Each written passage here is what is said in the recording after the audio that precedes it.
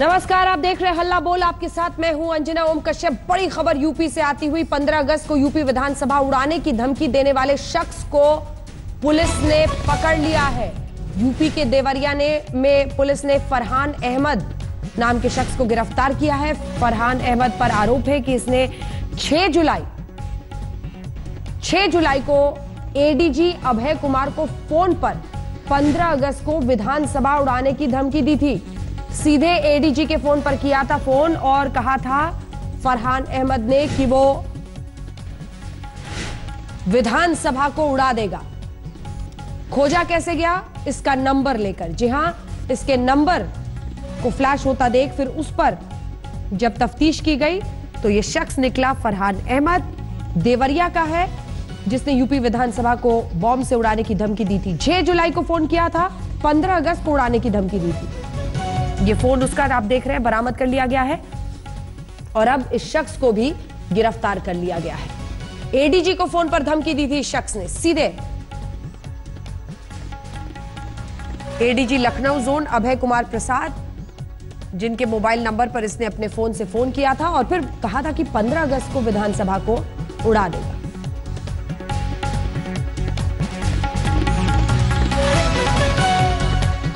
इस आरोपी ने क्या कहा है इस पर और क्या कह रहे हैं एसपी देवरिया, आइए आपको सुनाते हैं। कहां उड़ाने की धमकी दिए थे आप? मैं विधानसभा उड़ाने का धमकी दिया था। क्यों? किसको दिए थे धमकी? किसी का दबाव था या किसी का? आईजी के साथ। घटना की धमकी को काफी शिद्दत से टेकअप किया गया और काफी छानबीन के पश्चात निश्चित हुआ कि यह फोन देवरिया जनपद के थाना रामपुर कारखाना निवासी फरहान ने किया है। तब फरहान को हिरासत में लेकर पूछताछ की गई, जिससे ज्ञात हुआ कि यह फोन उसी ने किया है, यह धमकी उसी ने दिया है। यह मामला कई सवालों में, क्योंकि आपको पता ही होगा यूपी विधानसभा में ऐसा विस्फोटक बरामद हुआ है जो सुलगता तो पूरी विधानसभा चपेट में आ जाती। गनीमत रही कि विस्फोटक वक्त पर सुरक्षा कर्मियों की नजर में आ गया।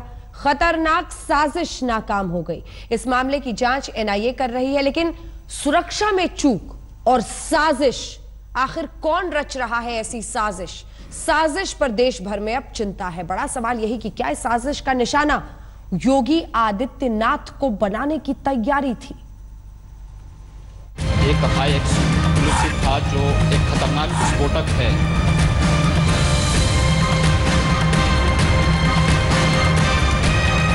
एक भयानक हादसा टल गया। यूपी विधानसभा तबाह होने से बच गई। एक साजिश थी जो अंजाम तक पहुंचती तो देश की सबसे बड़ी असेंबली की ये तस्वीर आपको कुछ और ही नजर आती, क्योंकि सदन में सफेद रंग का वो PETN बरामद हुआ जिसका इस्तेमाल आतंकी संगठन कत्लेआम मचाने में करते रहे। बरामद किया। सदन में इसकी मौजूदगी स्निफर डॉग भी नहीं भांप सके। फॉरेंसिक लेबोरेटरी में PETN की पुष्टि हुई। जिस समाजवादी विधायक की सीट के नीचे विस्फोटक मिला है वो खुद इस वाकये से हैरान और अचंभित है।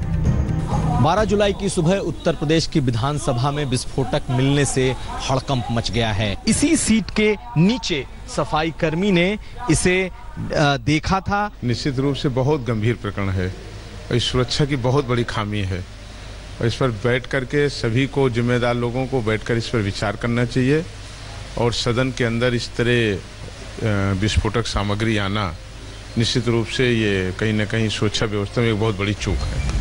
विस्फोटक की पुष्टि के बाद योगी आदित्यनाथ ने विधायकों और सुरक्षा कर्मियों के लिए एहतियात के कुछ उपाय बताए। यूपी के सीएम का यह मानना है कि विधानसभा जैसी संवेदनशील जगह की सुरक्षा तभी हो सकती है जब विधायक और राजनीतिक दलों के नेता भी कुछ सावधानियां बरतें, कुछ संयम दिखाएं। लेकिन उनकी अपील की आज ही धज्जियां उड़ती दिखी। बाराबंकी से बीजेपी विधायक प्रियंका रावत को नियम कायदे बताने में सुरक्षा कर्मियों को हाथ पांव जोड़ने पड़ गए।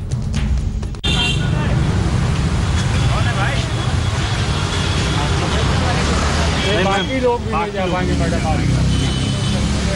आपसे निवेदन है मैम, मेरे पास लेके आ जाएगा। मैम हम लोग ख्याल करिए, हम लोग आपके सेवक हैं। मैम कल परसों से ही बात बढ़ी है मैम। यूपी विधानसभा में सुरक्षा को लेकर काफी दावे किए जाते रहे हैं, लेकिन आज पूरे देश ने उन दावों की हकीकत देखी। ये एक संगीन मामला है। योगी सरकार की चिंता वाजिब है। मामले की जांच एनआईए को सौंपी गई है, लेकिन यूपी सरकार को भी गिरेबान में झांकना चाहिए कि आखिर इतनी बड़ी चूक हुई है तो कहीं न कहीं वो भी जिम्मेदार है। कुमार अभिषेक, लखनऊ, आज तक। कई खास मेहमान हमारे साथ इस पूरी चर्चा में शामिल हो रहे हैं। आपका परिचय उनसे करा दें। सुधांशु त्रिवेदी, राष्ट्रीय प्रवक्ता भारतीय जनता पार्टी के, हमारे साथ इस चर्चा में जुड़ रहे हैं। हमारे साथ रविदास मेहरोत्रा है समाजवादी पार्टी से, RSN Singh security expert, Prakash Singh ji हमारे साथ यहां पर स्टूडियो में हैं। लेकिन उससे पहले आपको मैं सीधे लिए चलना चाहती हूं। इस वक्त श्रीकांत शर्मा जी हमारे साथ सीधे जुड़ रहे हैं, उत्तर प्रदेश सरकार के मंत्री और चीफ प्रवक्ता उत्तर प्रदेश सरकार के। सबसे पहले श्रीकांत शर्मा जी मैं आपके पास आना चाहती हूं। मेरा सवाल सबसे पहला आपसे यही है, एक बहुत बड़ी घटना घट सकती थी, लेकिन अब वो PTN मिल गया जिसकी वजह से उसको अवॉइड कर दिया गया है। सबसे बड़ा सबक इससे, और कौन ऐसी साजिश रच सकता है? तफ्तीश, जानकारी, जो सबूत सामने आ रहे हैं, किस तरफ इशारा कर रहे हैं, क्या बताएंगे दर्शकों को?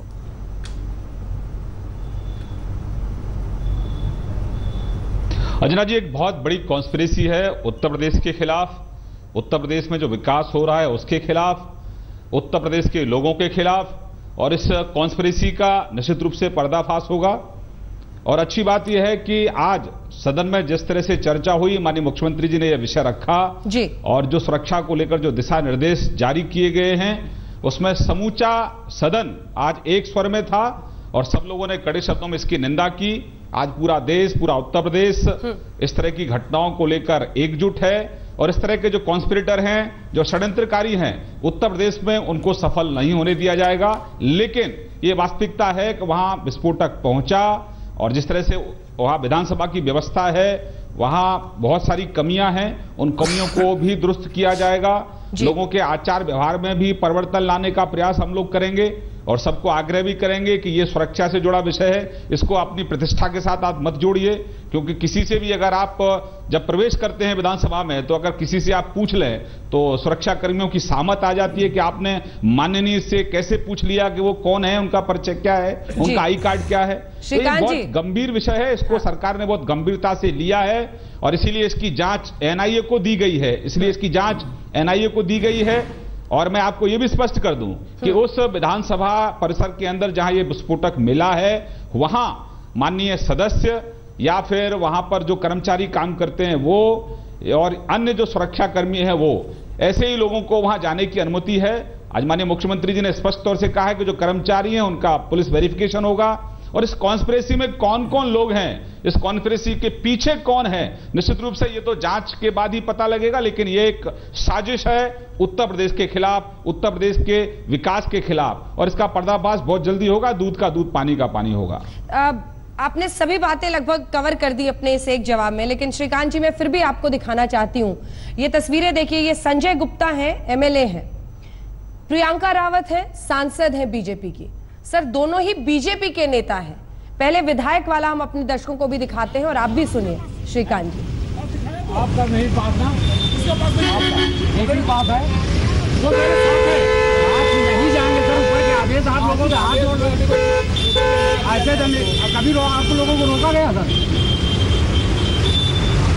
कौन कौन जाएगा मुझे बता दो, कौन कौन जिसके पास होगा। ये बताओ, तो आज ही बनी है ना? जी, तो अब आज ही बनी तो बनेगा ना पास, वो साथ में सस्पेंड मेरी फाइल नहीं, दैनिक पास बनवा देगा। फाइल कौन लेकर रखेगा? चलो मैं तुम्हें दे देता हूँ फाइल, तो रख के लो, साहब मुझसे ले लेंगे। हाँ, रख दीजिए आप, आपको दे देते हैं, आप ले लेंगे भाई। हम आपसे बहस नहीं कर पाएंगे सर।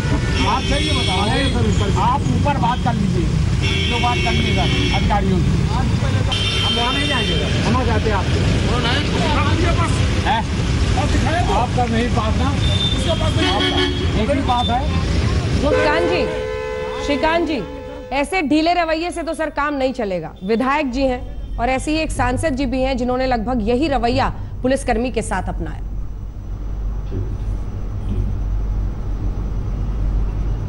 देखिए, आज ये सब प्रक्रिया चालू हुई है, और माननीय स्पीकर ने आज दिशा निर्देश भी जारी किए गए हैं, और इसको सभी लोग पालन करेंगे और ये सख्ती से लागू होगा।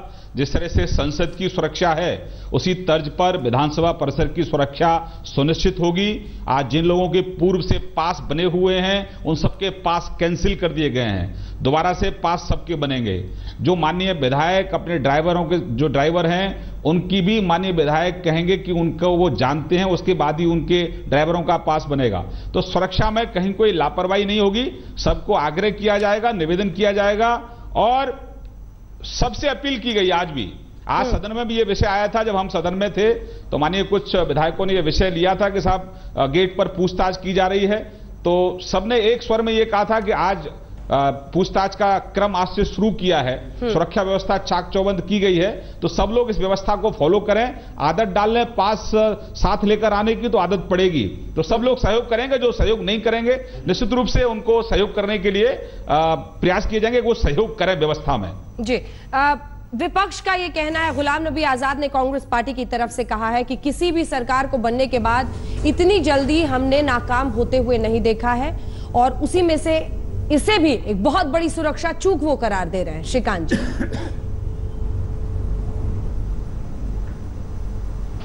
देखिए उनका काम है गाल बजाना, वो गाल बजाएंगे, गाल बजाते रहिए। हमारा काम है काम करना, सुरक्षा को चाक चौबंद करना। और मैं इस पर कोई वाद विवाद में नहीं जाना चाहता, मैं किसी की आलोचना नहीं करना चाहता। एक ऐसी घटना है जहां पर सबको एकजुट होना चाहिए और संजीदगी के साथ अपनी बात को रखना चाहिए। आज हम सब इस तरह की घटनाओं को लेकर एकजुट हैं और एनआईए इसकी जांच कर रहा है। गुलाम नबी साहब क्या कह रहे हैं, अन्य कोई नेता क्या कह रहा है, हमें इस पर ज्यादा हम इस डिटेल में नहीं जाना चाहते। हम ये चाहते हैं कि इस तरह की घटनाएं आगे ना हो। कौन कॉन्स्पिरेसी कर रहा है, कौन उत्तर प्रदेश के विकास को रोकना चाहता है, कौन उत्तर प्रदेश की छवि को खराब करना चाहता है, कौन वो षड्यंत्रकारी है, कौन उसके पीछे है, किसके कहने पर वहां विस्फोटक रखा गया, कौन था जो विस्फोटक वहां रखा गया है, ये सब जांच का विषय है। एनआईए जांच करेगा और इसीलिए जांच से पहले कुछ कहना मैं उचित नहीं मानता हूं। जांच होगी, दूध का दूध और पानी का पानी होगा। ठीक है, एक आखिरी सवाल श्रीकांत शर्मा जी जो मैं आपसे करना चाहती हूं। अमरनाथ यात्रियों पर अभी हमला हुआ आतंकी, इधर कांवड़ यात्रा चल रही है, इन सबके मद्देनजर सुरक्षा को लेकर एक बहुत गंभीर समस्या बनी हुई है, आतंक से जुड़ी हुई। आप खुद ही इसे पहली बार में ही साजिश करार दे रहे हैं। क्या है वो बड़ी तस्वीर जिस पर आपकी सरकार की नजर है? क्या समझ में आ रहा है अभी तक इन हमलों के जरिए? अंजना जी, पूरा देश जानता है कि आज जिस तरह से एक साजिश रची जा रही है और जिस तरह से अमरनाथ घटना का आप जिक्र कर रही हैं, वो भी एक कॉन्स्पिरेसी है। लंबे समय से ये लोग कॉन्स्पिरेसी कर रहे हैं और उन संगठनों को हम करारा जवाब भी दे रहे हैं, आतंकवादी जो संगठन हैं। और ये जो यहां उत्तर प्रदेश में जो घटना घटित हुई है, ये भी एक कॉन्स्पिरेसी का हिस्सा है। कुछ ऐसी ताकतें हैं जो देश को विकसित नहीं होने देना चाहती। देश आगे बढ़े, उत्तर प्रदेश आगे बढ़े, इस तरह के कुछ आतंकवादी संगठन हैं, कुछ लोग हैं जिनको इस देश का विकास पसंद नहीं है। इसलिए देश के विकास में कैसे बाधा उत्पन्न की जाए, देश के हालात को कैसे खराब किया जाए, ये बहुत सारे विषय हैं। लेकिन जहां तक उत्तर प्रदेश की विधानसभा का जो घटना का जिक्र है, इसमें एनआईए जांच कर रहा है और जांच के बाद ही पता लग पाएगा कि इसके पीछे कौन कौन लोग हैं और उनका खुलासा करेंगे और जनता के सामने उनको बेनकाब करेंगे। असेंबली में इस तरह का पाउडर मिलना, श्रीकांत जी, क्या आपको लगता है कि योगी आदित्यनाथ टारगेट पर थे?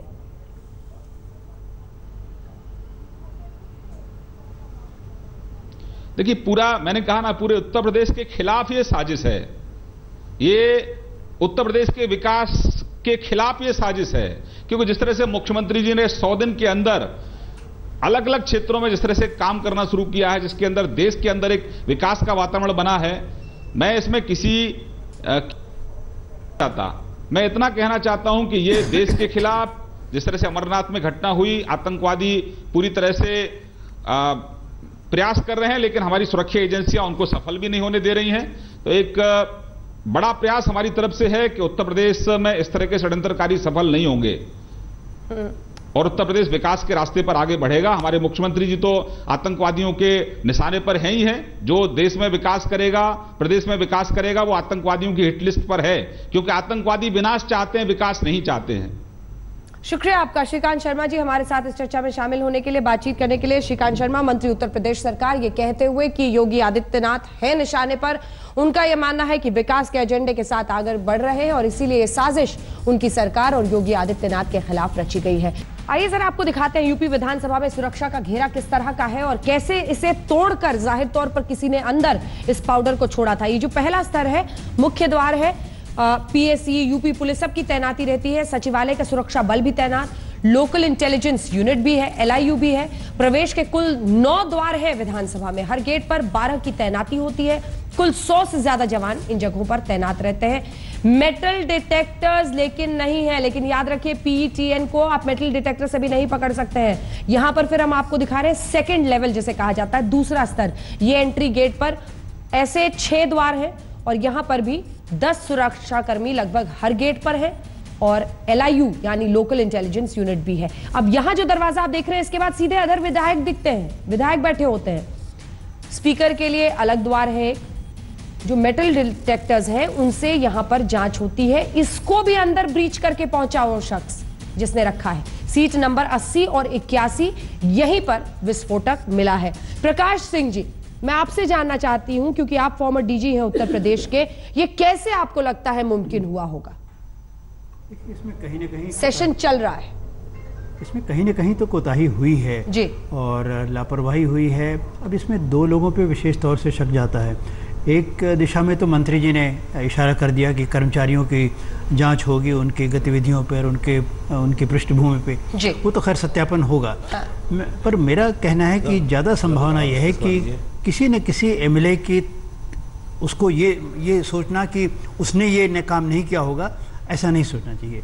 एमएलए पर भी पूरी बेनिफिट ऑफ डाउट किसी को नहीं दिया किसी को नहीं। और मैं समझता हूँ, देखिए जिस तरह के एमएलए आपराधिक पृष्ठभूमि के लोग इस तरह आजकल असेंबलीज में प्रवेश पा रहे हैं, तो इनकी भी उतनी ही कड़ी चेकिंग होनी चाहिए। आपका इशारा है कि सब पर उतनी ही कड़ी सुरक्षा की जाए और चेकिंग की जाए, जैसा कि आज सुरक्षा कर्मी करने की कोशिश कर रहा था और माननीय उससे इनकार कर रहे थे। किसी तरह का कंसेशन की कोई कंसेशन कोई कहता रहे कि मैं एमएलए हूं, कुछ नहीं, पर जब तक उनकी पूरी जांच ना हो जाए, उनकी पूरी फ्रिस्किंग ना हो जाए, अपना वो पास ना दिखा दें, तब तक उन्हें भी नहीं जाने दिया जाना चाहिए। ठीक है, मैं आपके पास रविदास मेहरोत्रा जी आना चाहती हूँ, क्योंकि श्रीकांत शर्मा जी हमारे साथ, सुधांशु त्रिवेदी जी भी जुड़ गए। सुधांशु जी, आ रही हूँ आपके पास, श्रीकांत जी ने विस्तार से पूरा समझाया है, आ रही हूँ आपके पास।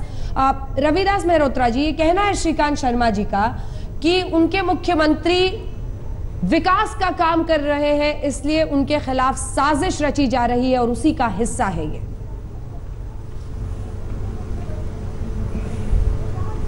देखिए अंजना जी, वैसे तो मैं आज इस पक्ष में था कि जो घटना विधानसभा के अंदर घटी है उसका निंदा करी जाए, और ये उत्तर प्रदेश के इतिहास में सबसे बड़ी घटना है कि विधानसभा के सारे सुरक्षा घेरों को तोड़ करके आज विधानसभा के अंदर विस्फोटक सामान रखने की कार्रवाई हुई है, जो बहुत शर्मनाक बात है। लेकिन माननीय मंत्री जी ने अपनी असफलताओं का ठिकरा दूसरे पे तोड़ने का काम कर रहे हैं, खुद असफल हो गए हैं। विधानसभा में सुरक्षा करने के लिए आज सारे प्रदेश के अंदर जो बाहर के अपराधी हैं वो यहां पर आ गए हैं। आतंकवादियों को रोकने में प्रदेश की सरकार अक्षम हो गई है।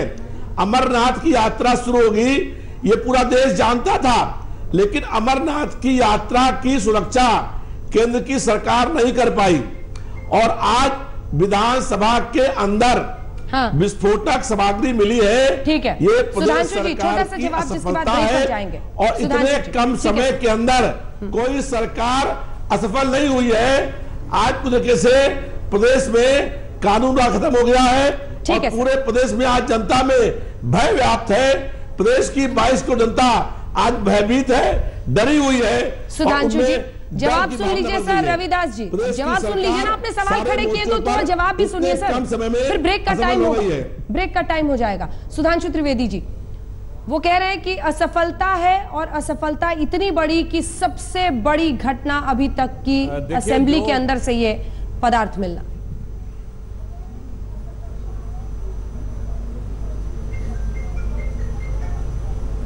देखिए, इस प्रश्न का उत्तर वो है जो प्रकाश सिंह जी ने कहा।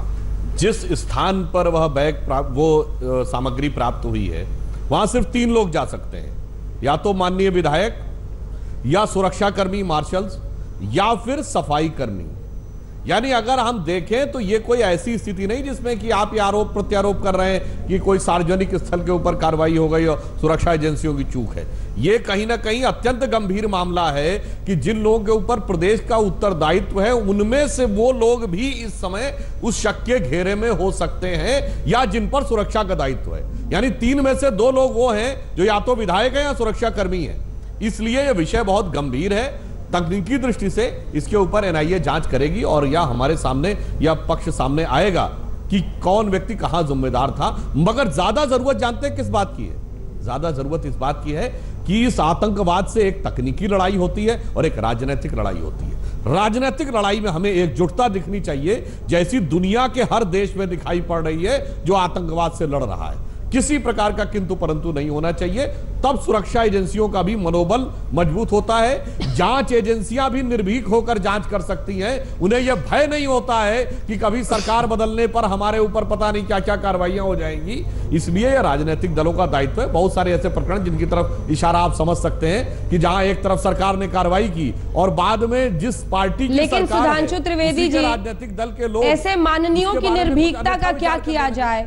ऐसे माननीयों की निर्भीकता का क्या किया जाए जिनका नाम संजय गुप्ता है, विधायक आपकी पार्टी के, प्रियंका रावत सांसद आपकी पार्टी के। एक ब्रेक के लिए हमें रुकना पड़ रहा है सर, लेकिन ये तस्वीरें हम लगातार दिखा रहे हैं। ऐसी घटना इतना ज्यादा 150 PTN मिलने के बाद भी कह रहे हैं कि पास बनेगा, फाइल दे दो, मतलब जैसे तमाशा बना हुआ। सुरक्षा के नाम पर यह भी तो तय करना पड़ेगा कि उनकी सुरक्षा इस देश से जुड़ी हुई है। जांच से क्यों अपने आप को ऊपर समझते हैं वीआईपी? हमारे साथ इस वक्त सीधे संजय गुप्ता विधायक जुड़ रहे हैं। आपको बता दें, उत्तर प्रदेश असेंबली में 150 ग्राम PTN मिलने की वजह से जो हड़कंप मचा है, उसके बाद अब सबसे बड़ा सवाल यही है कि सुरक्षा चुस्त कैसे की जाए। वो ऐसे की जाए कि सुरक्षा का ख्याल रखते हुए हर कोई जांच के लिए तैयार हो। और संजय गुप्ता जी, आपका वीडियो हम बीच में दिखा रहे हैं। माननीय विधायक जी, मेरा सवाल आपसे यह है कि इस देश की संसद, इस देश की विधानसभाएं इस देश से जुड़ी हुई हैं, उसके छवि से जुड़ी हुई हैं, उसके सम्मान से जुड़ी हुई हैं। कोई भी इस तरह से वहां पर एक्सप्लोसिव मिलना या कोई भी हमला होना पूरे देश के लिए एक बहुत बड़ी परेशानी का सबब बनता है। अब आप ये बताइए कि आप क्यों अपने आप को सर जांच से ऊपर समझते हैं? सुरक्षा कर्मी कह रहा है कि सर पास दिखाइए, पास के बिना नहीं जाने देंगे। आप 10 बहाने कर रहे हैं। आपको सुरक्षा से ऊपर क्यों माना जाए गुप्ता जी? देखिए, पहली बात तो आपको बता दें कि यह कहना गलत है कि हम पास नहीं दिखाना चाह रहे थे। मेरा पास बना हुआ है, हम गाड़ी का पास बना है, मेरा पास बना है। मेरे साथ जो मेरा एक असिस्टेंट चलता है उसका पास नहीं बना था, क्योंकि पहले से व्यवस्था नहीं थी।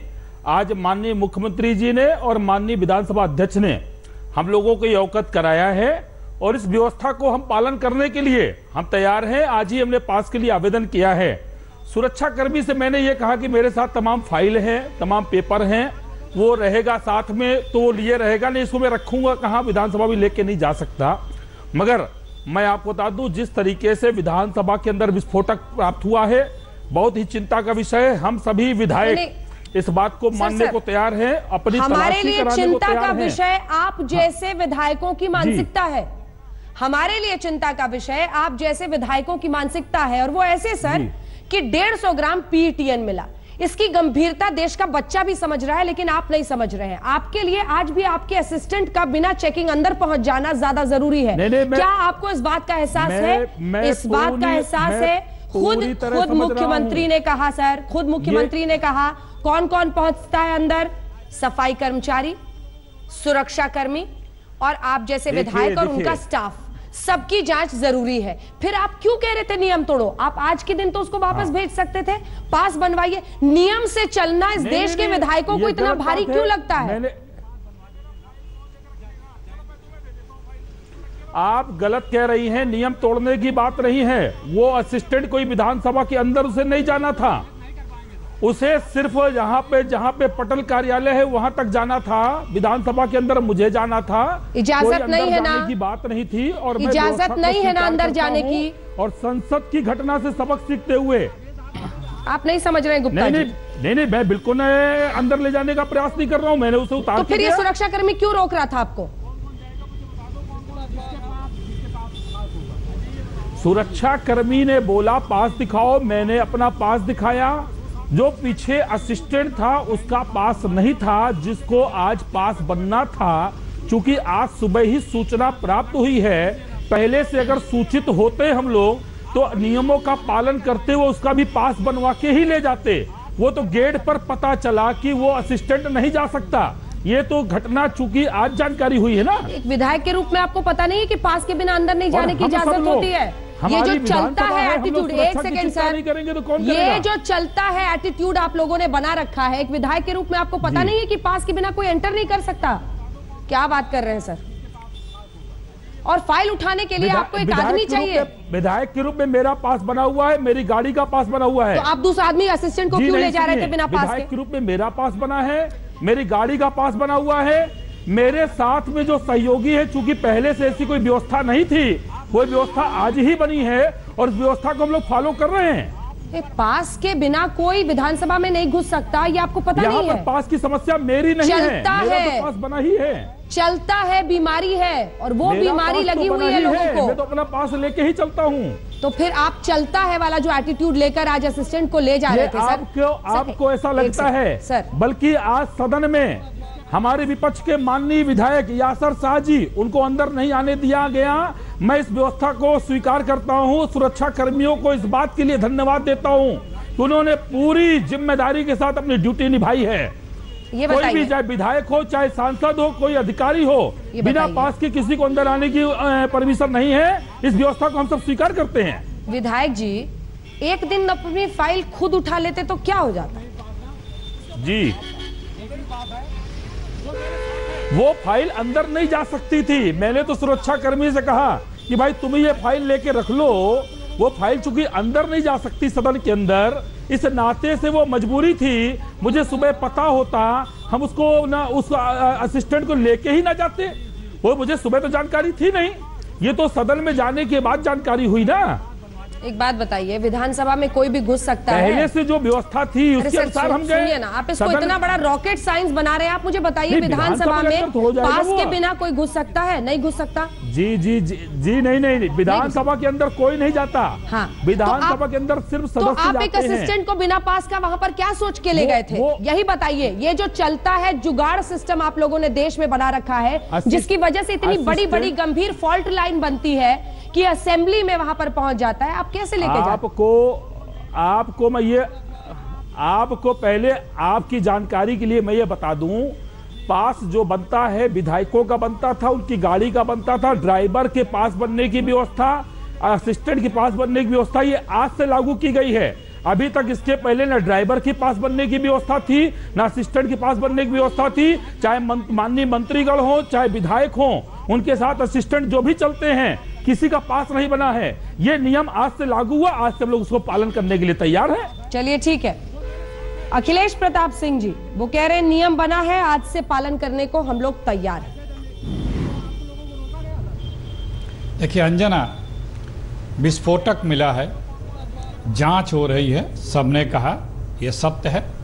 कोई न कोई जिसे अधिकार है उस मंडप के अंदर जाने का, उसी में से कोई होगा, वो जरूर पकड़ा जाएगा। लेकिन प्रश्न इससे बड़ा और है, वह यह है कि दुनिया का सबसे खतरनाक विस्फोटक हमारे उत्तर प्रदेश में और उत्तर प्रदेश की विधानसभा में पाया गया है, हमारे भाजपा के हुकूमत में। ये ऑर्डिनरी चीज़ नहीं है। और दूसरा, अपराधियों के जो भी होगा, अपराधी जो भी होगा, उसके हौसले इतने बुलंद हैं कि वो विधानसभा में अंदर लाके रख दे रहा है, लेके चला जा रहा है। ये दिखाता है कि इस सरकार का अपराधियों या आतंकवादियों जो भी इस चीजों में लिप्त है, उसे लेस मात्र भी ये भय नहीं है कि हम यदि ऐसा करते हैं तो पकड़े जाएंगे या हमें बड़ी सख्त सजा हो सकती है। ये बहुत खतरनाक चीज है कि ये निर्भय अपराधियों के लिए ये सरकार में ने ये व्यवस्था नहीं बना पाई। इसका प्रकारांतर में असर क्या होता है? आम जनता कि सुरक्षा जान माल की हिफाजत की जिसकी जिम्मेदारी प्रदेश की सरकार की होती है, और ये सरकार को विश्वास दिलाना होता है कि हमारे हुकूमत में आप बखूबी सुरक्षित हैं।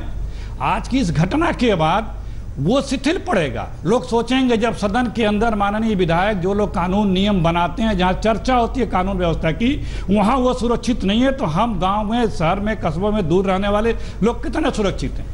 और तीसरी बात, यही लोग जो लोगों को कुछ फोटो आपने दिखाए हैं, उत्तर प्रदेश में पिछले कुछ महीनों से जब से सरकार है, ये इनको कानून से ऊपर का प्रिविलेज है, और ये हर जनपदों में लोग हैं, और इनके साथ कुछ अवांछनीय लोग भी हैं जिनका ये मनोबल बढ़ा हुआ है कि हमारी अपनी सरकार है और हम कानून से ऊपर है, हमारे ऊपर ऐसे लोगों का हाथ है कि कानून हम पे हाथ नहीं डाल सकता। ये सख्त संदेश न देने के कारण भी ये चीजें होती हैं। क्यों संजय जी? हम सरकार से जब भी जागे सवेरा है, अभी भी सरकार को निष्पक्ष भाव से और पारदर्शी भाव से, समभाव से मेरे ऐसे लोगों पे कार्रवाई करनी चाहिए। ऐसे लोगों पे हम सब लोग सहयोग करने को तैयार हैं। ऐसे लोगों पे आप निष्पक्ष और समभाव से कार्रवाई करिए कि ये मैसेज जाए कि समाजवादी के कोई नहीं है, अपराधियों का कोई विधायक यासर शाह जी आज जबरदस्ती घुसना चाहते थे, कानून ने उनको घुसने नहीं दिया।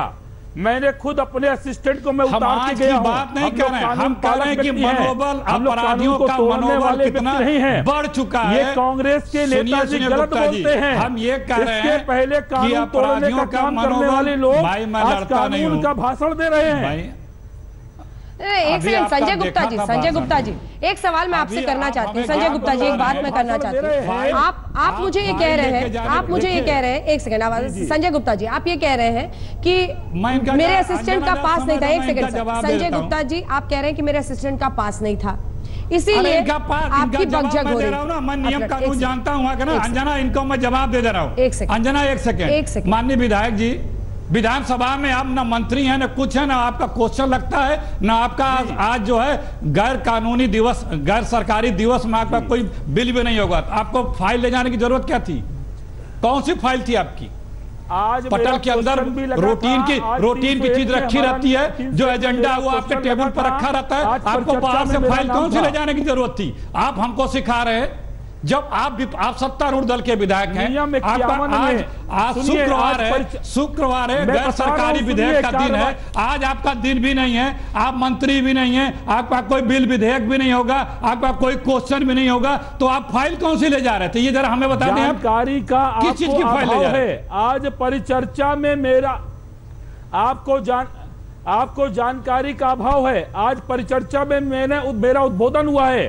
नियम 51 पे मेरा प्रश्न लगा था। आज मैंने सदन में नियम 51 सुबह 9 बजे लग जाता है। नियम 51 सुबह 9 बजे पढ़ने का लग जाता है। वो बाद में सरकार का उस पर वक्तव्य चिट्ठी आती है 3 दिन बाद। एक ब्रेक के लिए हमें रुकना पड़ रहा है, लेकिन चलते चलते एक सवाल सिर्फ मेरा आपसे है संजय जी। पीटीएन के बारे में मुख्यमंत्री ने इतना बताया कि वो इतना खतरनाक है, अगर 500 ग्राम होता तो पूरी बिल्डिंग उतर जाती। आपने कुछ जानकारी हासिल की है? पीटीएन का फुल फॉर्म पता चला है? क्या एक्सप्लोसिव है? देखिए ऐसा है, ये जो विस्फोटक है जिसके विषय माननीय मुख्यमंत्री जी ने बताया कि वो ऐसा विस्फोटक है जिसको हमारा डॉग स्क्वाड भी पकड़ नहीं पाया है, और मात्रा 150 ग्राम थी। अगर 500 ग्राम होता तो शायद पूरा विधान भवन उड़ सकता है। हम लोग इस चीज को लेकर गंभीर हैं और हम लोग सरकार की साथ हैं। सुरक्षा में नहीं, सरकार के साथ है या नहीं है, सत्ताधारी पार्टी में है। पेंटा एरिथ्रिटॉल ट्राइनाइट्रेट वो केमिकल है, इसको मेटल डिटेक्टर में भी नहीं पता लगाया जा सकता है। इतना गंभीर ये विषय है और बावजूद इसके आप सुरक्षा कर्मी के साथ वहां पर। सुधांशु जी जवाब दीजिए और उसके बाद मैं सुधाकर जी फौरन आपके पास आ रही हूं। सुधांशु जी, बहुत गंभीर विषय है और इस तरह का ढीला रवैया ये चलेगा नहीं जिस तरह से बातचीत हो रही है। मैं फाइल था, फाइल पकड़ना था, मेरा फाइल कौन पकड़ेगा, फाइल वहां नहीं रख सकता था, वहां नहीं रख सकता, मजाक चल रहा है क्या?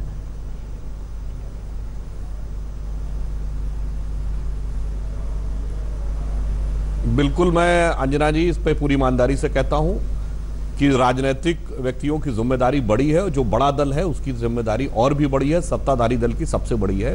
तो सत्ताधारी दल के विधायकों और सांसदों को इस नियम कानून का गंभीरता से पालन करना चाहिए, और यदि उन्होंने ऐसा किया तो यह उचित नहीं था। परंतु मैं ये भी कहूंगा, जो अखिलेश जी ने बात कहा उनकी बात का आंशिक समर्थन करते हुए कहूंगा कि ये सही है कि उत्तर प्रदेश में एक कल्चर बना हुआ था और खासकर पिछले 15 सालों में इस प्रकार का कल्चर था कि आप रोब दाब दिखा के आसानी से चले जाते थे, जिस कारण से एक मनोवृत्ति बन जाती है और वो मनोवृत्ति भी बदलने की जरूरत है। ठीक है सुधाकर जी, सर जल्दी से तकनीकी आधारों के ऊपर आप इस बड़े प्रश्न की गंभीरता को डाइल्यूट नहीं कर सकते। मैं इसमें कहना चाहूंगा कि हमें पॉलिटिक्स, जाति, धर्म, प्रांतवाद इन सब से उभर कर ऊपर आना होगा। इसकी जो जड़ है, विकास इसकी जड़ नहीं है। ये जो हो रहा है इसकी जड़ है नफरत। जिस तरह से नफरत फैलाई जा रही है, वो फैलाने वाले कोई भी हो, उनके खिलाफ कठोर कार्रवाई होते नजर नहीं आ रही है जी। मैं जो देख रहा हूं वो कह रहा हूं, जो भी गलत काम करता है उसका जात भूल जाइए, उसका धर्म भूल जाइए, उसकी पार्टी भूल जाइए, उस पे कानूनी कार्रवाई जरूरी होना चाहिए। अब ये क्या तमाशा है कि सख्त और जीरो टॉलरेंस, इसको हमने बेमानी बना दिया है, सिर्फ शब्द बनाकर छोड़ दिया है। जब तक इसका सही अर्थ नहीं निकलेगा, चाहे पार्टी जात धर्म से ऊपर जाकर सख्त कार्रवाई नहीं होगी, तब तक इस तरह से ढीले रवैये के साथ इस तरह की घटनाएं होती।